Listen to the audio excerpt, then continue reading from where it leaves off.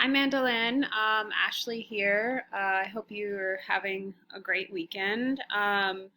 So, jumping into the videos and the responses, I chose number one, so I did something a little bit different. But yours was number two, early recollection and lifestyle goals.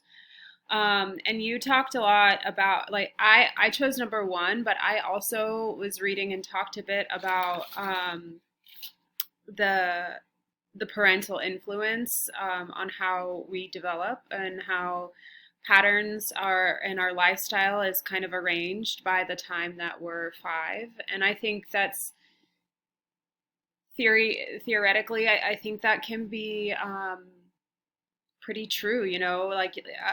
Our families are our first sense of social circles that we have, and we follow by that lead a lot of the time. And so our experiences and our environment kind of mold us, and we mock those situations, as you said. And then you were talking about the how the kids, especially Gina, I think in this video, or maybe not, never mind, scratch that, but how kids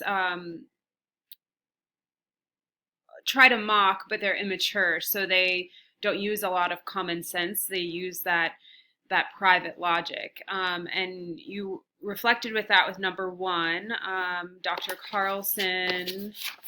Pardon me, I'm reading over my notes. Dr. Carlson identifies patterns in Gina's early recollection. What do these patterns tell us about Gina's private logic?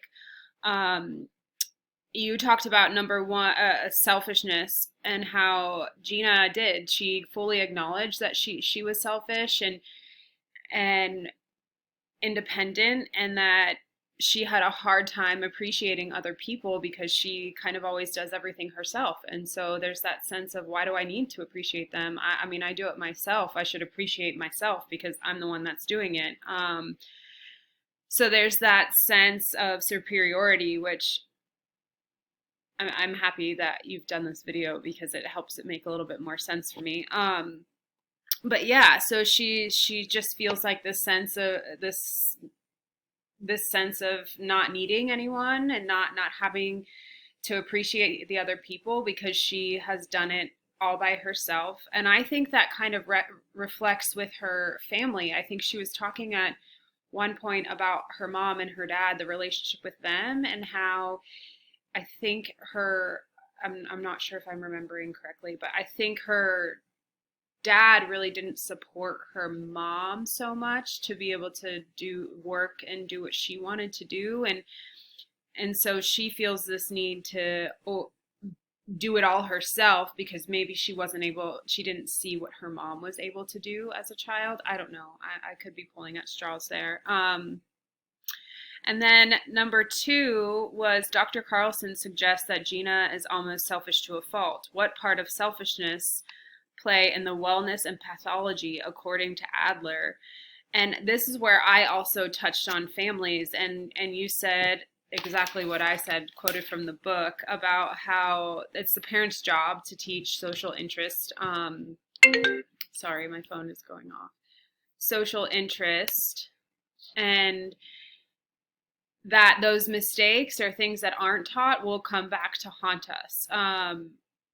And failing to learn to cooperate and be courageous will result in the developmental challenges that could lead to a person not feeling a sense of belonging. And I think that is kind of, you can see that within Gina, where she's just super independent, right? She just keeps to herself. She does it to protect her self-esteem. She doesn't need anybody else to help her. She's going to do it all by herself. And as a result, you said something about when children see that power struggle within their parents, they use it as a model for themselves and for what that needs to look like. And I feel like Gina is showing that she is doing that in herself as an adult.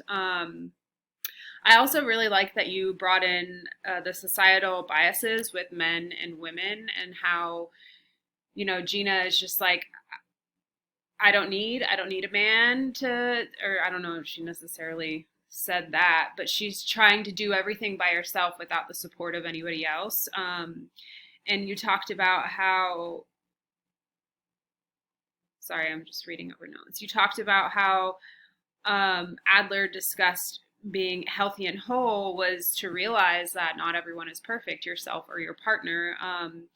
And Gina, my notes are all over the place. Gina was safeguarding her self-esteem, as you said, using that superiority as coming back, circling back to what I'd said before. And I think you're absolutely right. I do think that he's using a lot of the Adlerian theory here. Yeah, so you did a great job, and I appreciate your video, and I'll see you next time. Bye.